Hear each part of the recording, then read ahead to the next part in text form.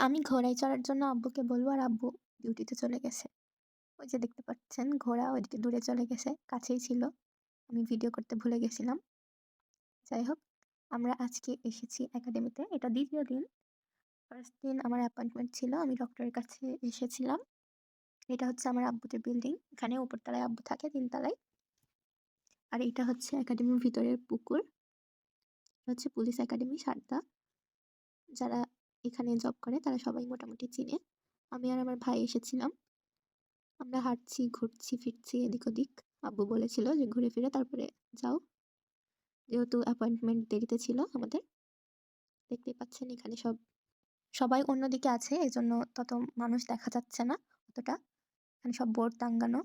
আর হচ্ছে আরেকদিক ওইদিকে প্যারেড চলছে। ওখানে আমাদের যাওয়া নিষেধ। আর এদিকে হসপিটাল। দেখতেই পাচ্ছেন সব গাড়ি যাচ্ছে ওখানে বড়, বড় অফিসারদের। আর আমি বসে আছি অনেকক্ষণ ধরে।